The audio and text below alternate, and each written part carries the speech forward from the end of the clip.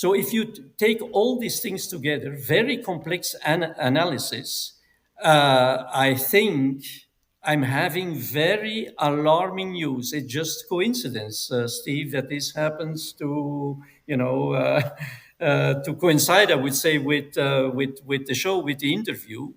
But the GN1 is very, very alarming because the mutations are no longer restricted to spike protein, which indicates enhanced activity of CTLs to diminish viral infectiousness.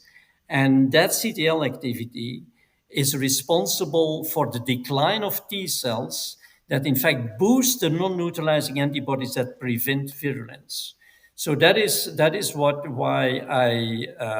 I've been predicting all the time, that ultimately this evolution would inevitably lead to the emergence of a highly virulent variant that would cause waves of hospitalization and severe disease in highly vaccinated countries. Of course, always the same, only in highly vaccinated countries, right? Well, that's a relief.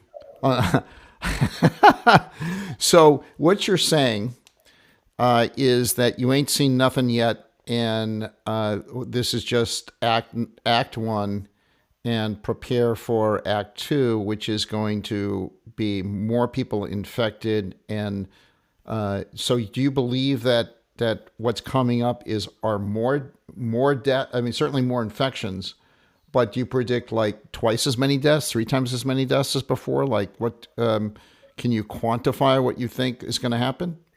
I hate to do this, Steve, but I'm. That's okay. No. But I mean, of course, I cannot. It's not because I'm afraid of figures.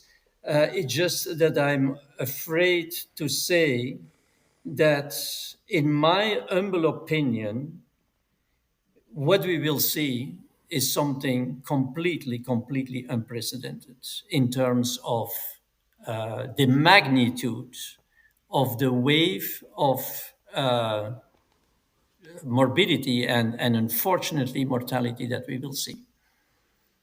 And, but quantify that for me. 10 times, 5 times, 3 times, 20 times.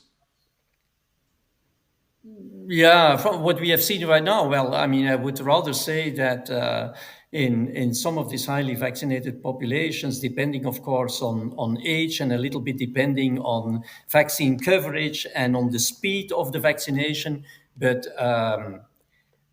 I, would not be surprised that, we will be dealing with serious decimation of the population. In some populations, maybe up to 30-40%. Okay, so 40% of people will die. Well, in highly vaccinated, like in Israel, for example. Yeah, well, and do you have any information from Israel, Steve? I've been actively searching, but I can't find anything. After let's say October or something.